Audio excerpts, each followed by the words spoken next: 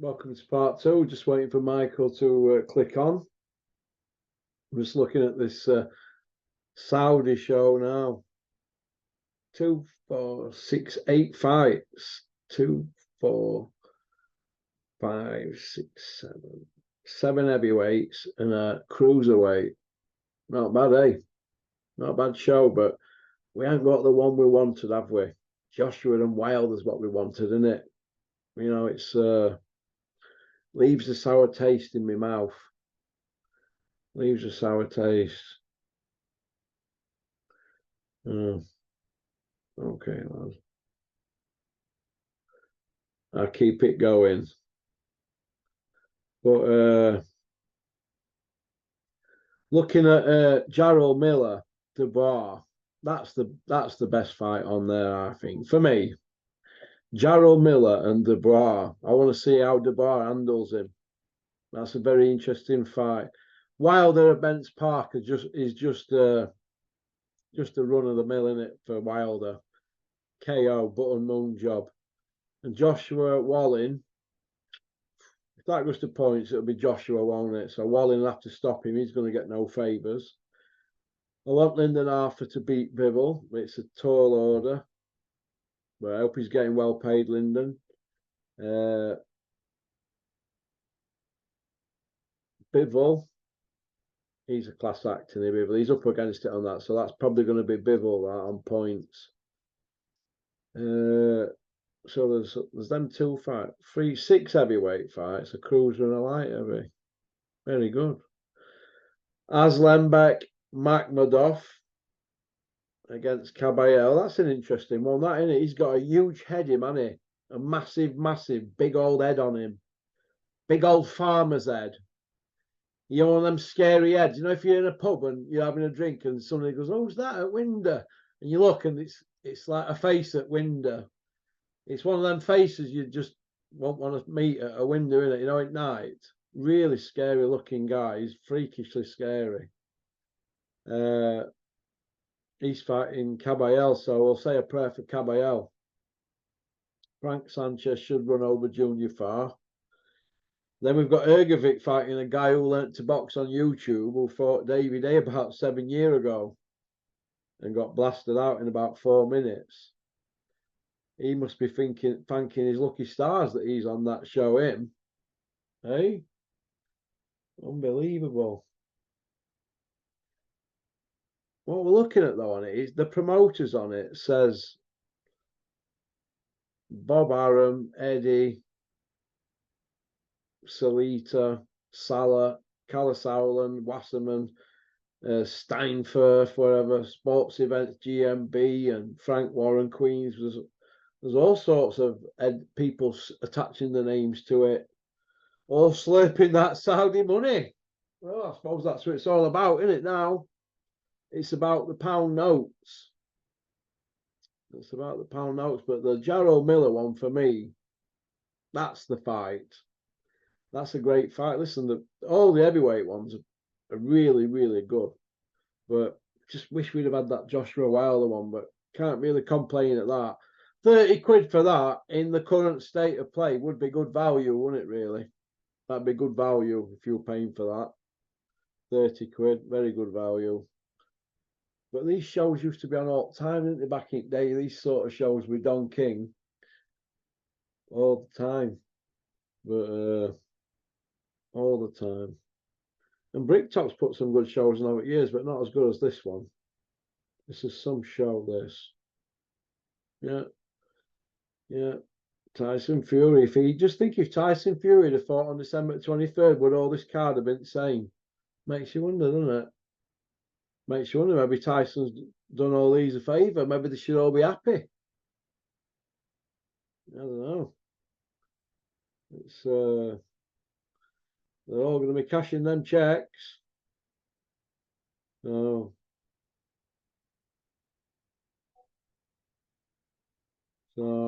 interesting. I wonder how media are going to get treated out there if they go out regular. They'll have all regular hotels and that, won't they? Interesting. You know what I didn't see out there? recently. Steve Bunce. He hasn't been doing much, has he, Buncey? I wonder if they're going to be using that Dev sandwich. So every time I turn on my YouTube, he's doing an interview and it's titled Anthony Joshua blanks me. Do you know what I mean? Anthony Joshua snubbed him. Let's hope that that's not going to stick with him for the rest of his life. Hey, he seems a smart chavvy, doesn't he? I got the impression that he was going to ask Joshua a few questions that Joshua wouldn't have wanted to answer, and he felt safer getting Eddie Hills to ask him the questions. That's how I look at it. Well, we're going to see, aren't we? We're going to see, but there's no women fighting on it. No middleweights. No Conor Ben announcement. What's happening with that? Crusher Ben and Eubank. You know what I mean? It's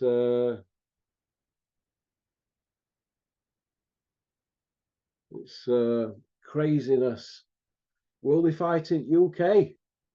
Well, will Roberto Smith let them fight in the UK? I don't know. But it's going to be interesting to see what happens. Moving sideways. Is Roberto Smith going to get his hands on any of that Saudi lolly? Charlie Giles and all them, or are they all going to miss out? Will the referees all do as they're told out there? Are they all being drug tested? Nobody's mentioning anything about drug testing. It's like a taboo subject, isn't it?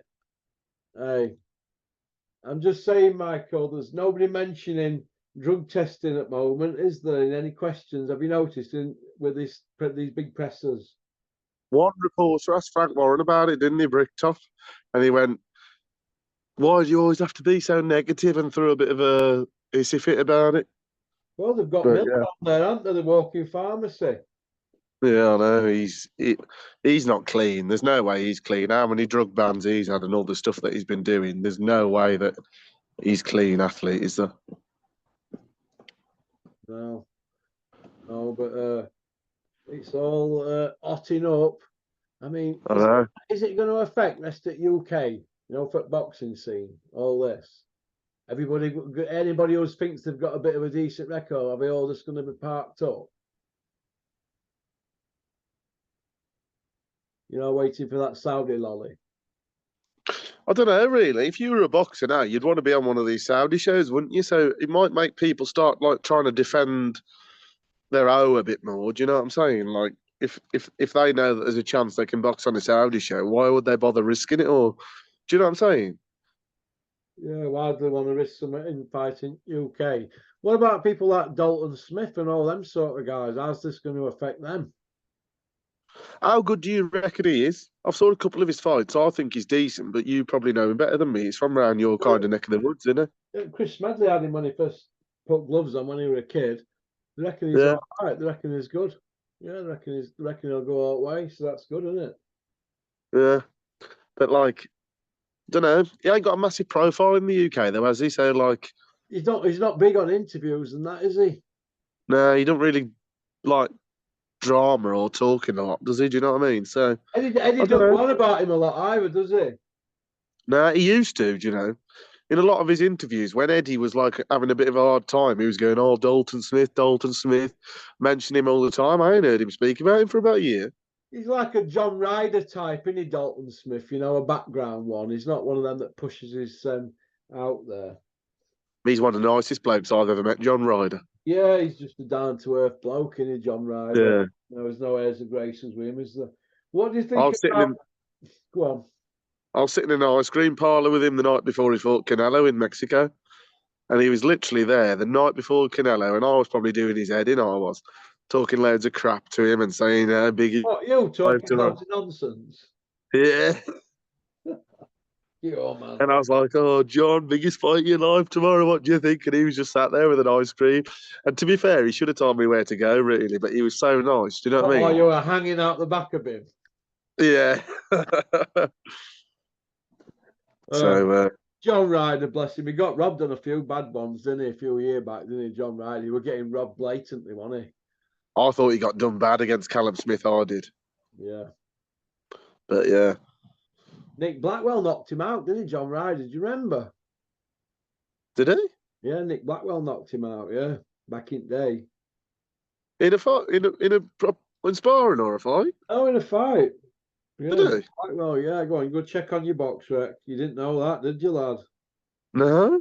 Hey, yeah, John Ryder lost to Nick Blackwell. I'll tell you And he's when. gone from losing to Nick Blackwell to fighting Canelo Alvarez in Mexico. Yeah. It's mad, isn't it? I reckon he's going to fight either Munguia or who's the other one? There's two other ones in that division, isn't there? Munguia. 8.5 years ago for a British middleweight title at Greenwich. That's mental, that isn't it? He's lost to Nick Blackwell. On Kevin Mitchell. That just shows you, doesn't it, really? Kevin Mitchell and Ares were headline acts, yeah. Yeah, it just shows you, doesn't it? If you have a couple of decent wins, it turns the whole career around, doesn't it? Do you know what I mean? Well, John Ryder's in with right trainer, isn't it? Head matchroom trainer.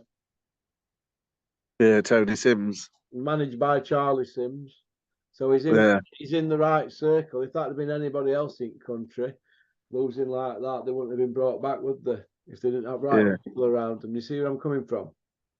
He was killing himself to make middleweight, though he was, wasn't he? John Ryder, yeah. Yeah. He's been a lot better since he's moved up a weight class, hasn't he, so? Yeah. That just shows you fight at what you're comfortable at. No matter what height you are. So he probably didn't think he had the height to fight at that. At super middleweight. Robin Reed did. Robin Reed's only 5'9". Yeah, that is true, to be fair. Fight it what you're comfortable at. You know, not what somebody tells you can get away with. Fight at what you're comfortable at. You know, just a pokey top tip there for you. Wear black gloves. Always. Why black gloves? Yeah, always wear black gloves. What's that for? Well, you know, a black glove. You know, when you're a boxer, it's something to do with the speed of your eyes, isn't it, or something? Oh, it's something to do with when it comes into your vision, a black glove, right? You're going to see that a lot later than you are any other color, aren't you? Because all the background to it's black in it when you're fighting. Because you've got the lights above, then there's darkness, and then there's the ring at height, isn't there? If you look at photos of any fights, you'll see.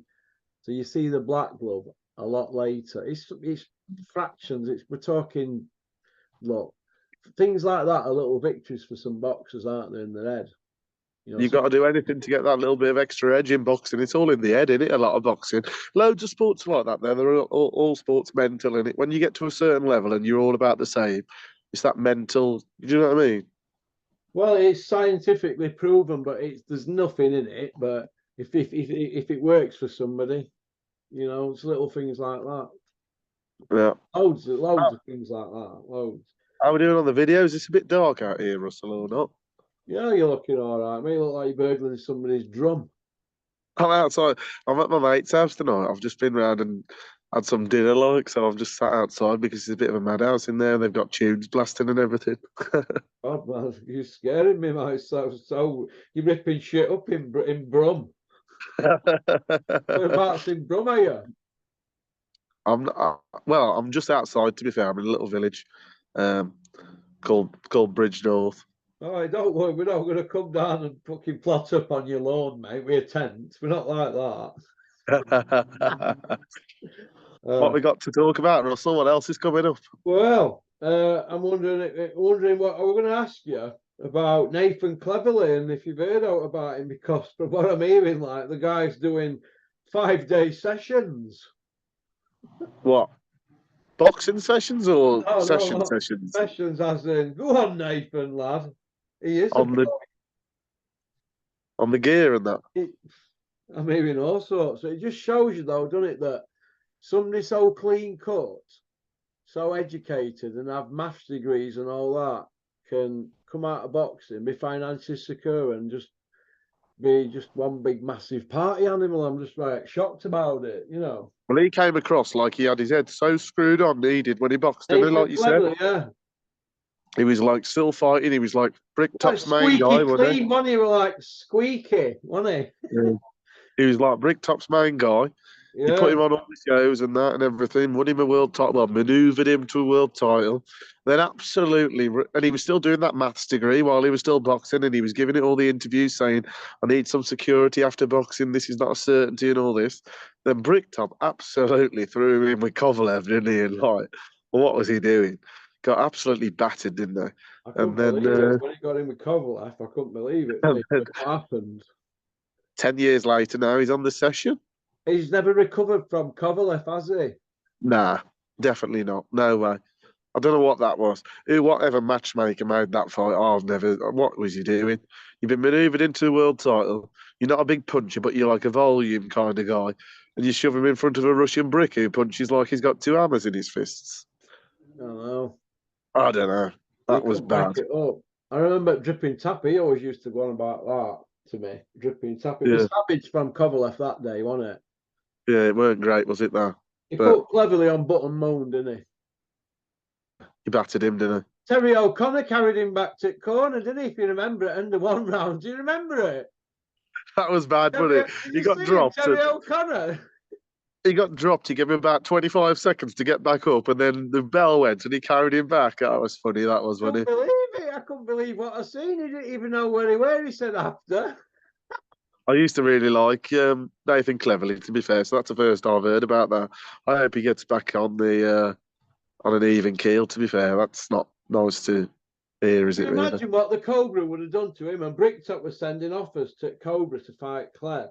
What would the Cobra have done to Cled, mate? It would have been savage, wouldn't it? He'd have battered him, wouldn't he? Do you know since Carl Froch retired, Yeah. you look at him. I look back, like I've said to you before, I wasn't a massive, massive Carl Froch fan when he boxed. You look back at his career and the way that the careers go now with padded records and who they fight and what you've just said about 10 world title wins and all that. His career gets better every day, doesn't it, Carl Froch? It does, doesn't It it, does, mate? though. It does Yeah, when you look at it and you look what we've got now. yeah. You'd die to have a Carl Froch back to watch every week, wouldn't you? Yeah, well, nobody's putting runs together like that, are they now? Nobody's testing themselves. They might have one and squeak by it, and then they need loads of time off, or they need like like Billy Joe. Look what he did to that Lemieux, stood him on his head, and then we wanted him to kick on, and then he went missing, didn't he? Yeah, I lost you there, Russell. My phone was ringing. I don't know what you said. You said Billy Joe, and then it I was said Billy Joe. He put a great performance in, and you think Billy Joe could be the one. He did. Lemieux showed outstanding skills. He were like on fire, and then Oh, he did you didn't see that kick when he went on. like that? Yeah, he did. Yeah, it just honestly classic. But he didn't At kick the on from crowd. it, did he? He never kicked on. And really, Billy Joe's a light middle fighting at super middle. Do you know what I mean? If he'd really put effort in, he could have been a dominant light middleweight for 10 years. Yeah, I know. Do you know what I mean? Easy. Yeah. But I just think that there's nobody out there grabbing it by the horns and taking over and having the hard fights. I don't know. Yeah, that's the thing. British boxing at the moment. They used to have all these stars, didn't they? They had like David A, Carl Froch, Carl Zaggy. They had all these And people. Atten, Naz, Frampton. Lennox Lewis. Yeah, all these boxers. There's none at the moment, is there really? There's no you got Tyson Fury boxes once a year. Everyone like wheels themselves out for that one, don't they? AJ still pulls the crowd in, to be fair, but there's none like, do you know what I mean? The boxing scene over the last 10 years, it used to be booming, and now there's like nobody there, is there?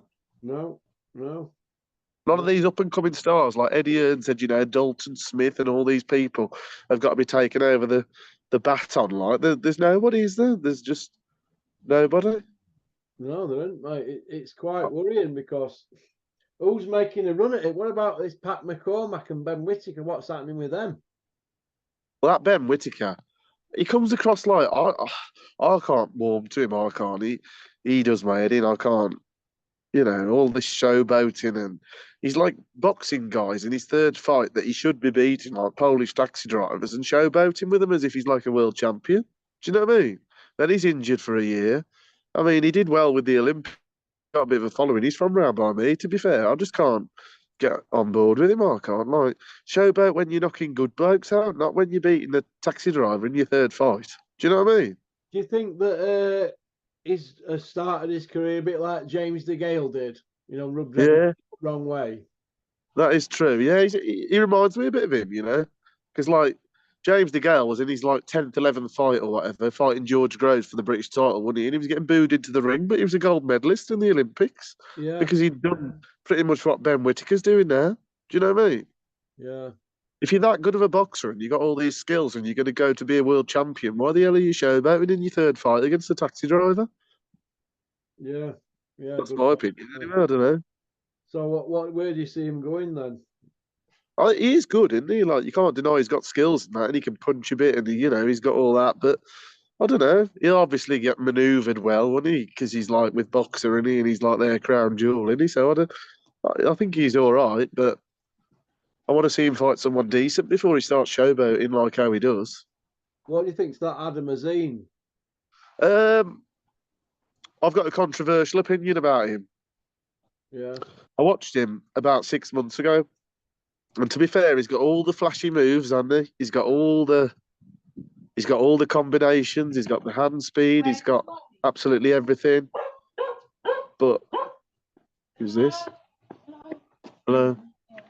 Sorry. Yeah, we've got he's got all the flashy moves, he's got all the combinations, he's got all the hand speed, he's got all that, but he just fights people that's like can't punch. They must know that he can't punch. yeah, yeah. Do you see him doing out? One sec, Russell, I'll move out the way, one sec. Yeah, they must know that he can't take a punch. Sorry, that Adam Azim, because he fights people with like one knockout win. Do you know what I mean? His last fight, he's put all the combinations together, and the guy that he fought was quite tough and that, but he only had one knockout on his record. It's like they're keeping him away from punches. So whether they know that he's a bit dicey on the whiskers, that Azim, do you know what I mean? Yeah, I'd yeah, like to see him fight somebody who can punch back, because he's giving it all these combinations and looking flashy and like a technical boxer. He looks like the closest thing that you can possibly get to Nazim, doesn't he, at the moment? yeah, yeah. But there's got to be a reason of why that they don't put him in with somebody who can punch back. Do you know what I'm saying? What do you think to Nazza's son, Adam? He had one fight, didn't he? I don't know. You can't really tell from one punch, one fight, can you? But he's obviously got no amateur background or no amateur experience. So I don't know if he'd be. I don't know. He's now said something like he's nowhere near as good as himself and he shouldn't have all the expectation. But the problem is with people like that, he might be just a legit guy that loves boxing, wants to go and have a boxing career, looks up to his dad, respects what his dad did, and just wants to have a go. And he might not be in interviews going, I'm going to be as good as my dad and I'm not going to do this and I'm not going to do that. But naturally, just because of who his dad is, regardless whether he says anything, people are just going to compare him. Yeah. He was on a bit of a hiding to nothing, isn't he, really, when you get Azim Ahmed after one fight? Do you know what I mean? Like, well, when he came into the ring, it were all on screens about his dad and everything, wasn't it? All thing, it were all a bit. It's not about his dad, is it? No, that's what I mean. It just happens with everybody, doesn't it? Do you know what I mean? Even if they turn around and go, oh, you know, I'm nothing like my dad, I'm not even at the same level. Even if he says all of that, people just do it anyway, don't they? That's just what's going to happen. So he's knackered before he starts, isn't he, really? Do you see it being another career like Nazza Son? Don't start me talking about Campbell Hatton. He's just, we've said it before, haven't we? It's just, I don't know what they're going to do with him because it's confusing, really. I don't know how he can be making any money. Like Eddie Hearn, he must be making a massive loss on him every time, hasn't he? Because Campbell Hatton's not going to be fighting for like $2,000 a fight, is he? Do you know what I mean? Mm. Yeah, And but he's fine. what is he, about 15 an hour or something now? He's got to pump him up, hasn't he, now? He must be the worst 15-0 boxer ever. Well, he's 15 and 0 and he's coining it in, apparently. It's unreal, yeah. When he fights even the British champion, he's going to get absolutely ironed out, isn't he? Do you think he wins an area belt? I don't think he'll box for an area belt. And he's not going to win the British belt, is he? Do you know what I mean? Still got Do you two. imagine if they put him in for the area title at 16 and 0? That's Well, laughable, isn't it, really? in his weight class, he could be going up against like Crusher Ben. couldn't he? I mean, I don't like Conor Ben, but he'd absolutely kill Campbell Hatton, wouldn't he? They'd be like, you'd need like the paramedics next to the ring on standby. They could meet down the line. You wouldn't put it past them, would you? I Ben just can't. versus Hatton. They wheeled, They must they know, wheeled the dads out, wouldn't they, and all that, wouldn't they? They'd love all that, wouldn't they, Eddie? Ben's and but Hattons, come on. they've got to They'd know. make that happen at a weight to make them all happy. Nah, they've got to know that the level difference between them two is like so massive. It's like, would it even last 30 seconds, that fight? Well, they'll have to do something with him, won't they? Because they're not going to put him in with somebody who's a little bit good because it might get done and then it's all gone. So what is end game for them? What's their pot of gold for Campbell Hatton? I Where reckon they is just he? keep doing this. For Put him how in with long? How much longer non-punchers. we're going to put up with this till he's 30 and oh, they're going to do the same with Johnny Fisher. I reckon that's what they'll do. They'll keep putting him in with non-punchers and people who are rubbish till he's about 24, 23, 24 and 0, and then just put him into a mega fight. Not with Conor Ben, though. But, well, it might be. Especially if Ben loses to Eubank, there's a more chance of it in there. I don't think he will because that Eubank against Liam Smith fight was just not.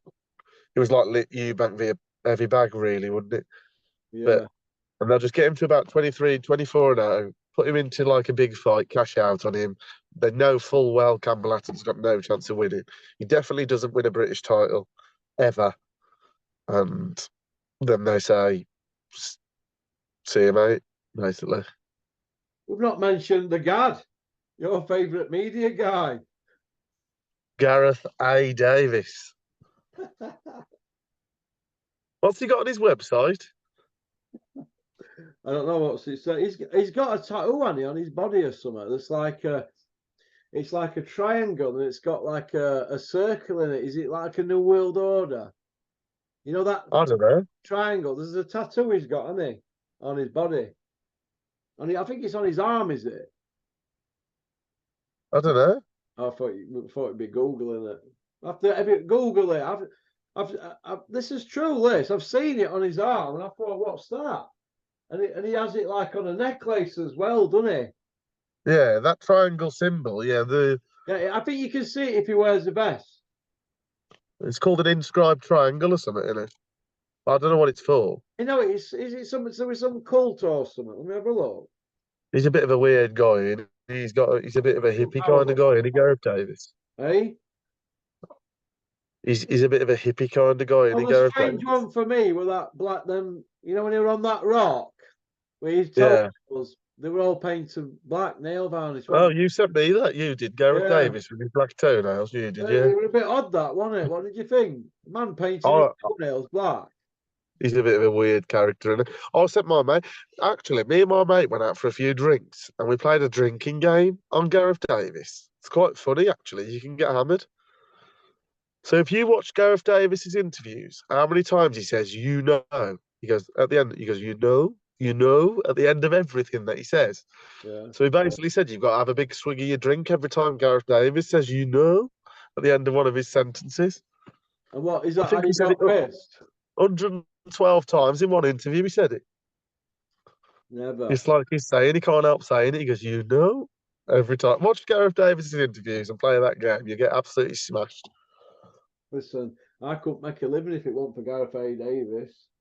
I know, you slate him. He's like Porky's helmet of the month every month, you know? If he gets the votes, mate, he's in. If we do helmets, mate, he's in, mate. Let me tell you, there's not been put in.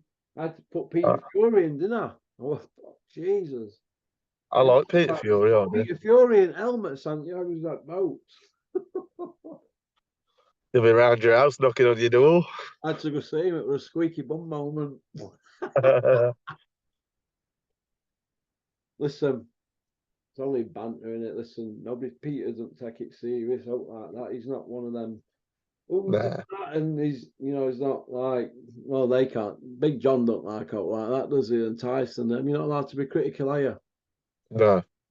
You know, Can't slag Tyson Fury off. Well, you're not allowed to, are you? I'll get me You in. can't take the criticism. Or I'll You get get a band like I'll, Talksport. I'll get that guy on here, Paul Rogers. He'll be emailing me constantly and commenting. You'll have a Talksport band. Oh, boy.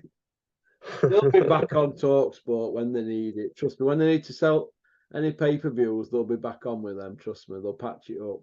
They will, mate. Yeah, They will. pretty good, isn't it? We got anything Right. else we need to talk about, Russell? Well, that's about it. Is that what you want to mention? I just want to make a big shout out, to be fair, Russell. I'm glad to be back on the channel. Yeah. Nice to see you and speak to you all again. Sorry it's been a bit of a while without me being on for anybody who likes to listen. And I want to give a big shout out to one of my mates. He's a big West Brom fan.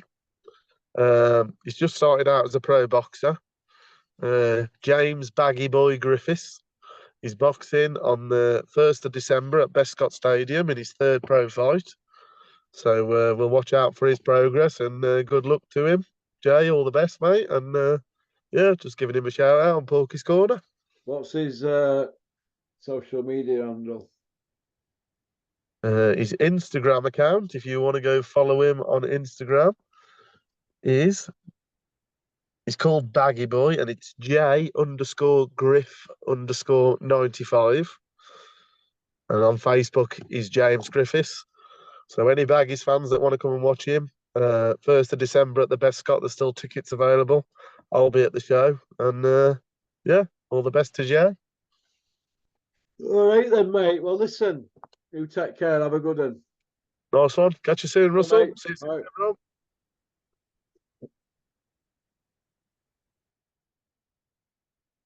Well, that were Micheal, a West Brom fan.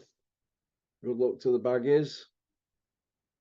I remember when Big Ron was manager, they had Big Laurie Cunningham, Big Cyril Regis, Brendan Batson, and a great team back then, didn't they? Pushed Liverpool for the title in the 70s, I think, late 70s, when Big Ron were there. Yeah, not mid 70s, but one of the years they come second, I remember, before he went to Man United. Big Ron, Dr. Bojangles. Go on, peace out. Thanks for liking and subscribing and leaving a comment. Oyaka. Peace out. Hope they're all right there, Snod. I know they're watching.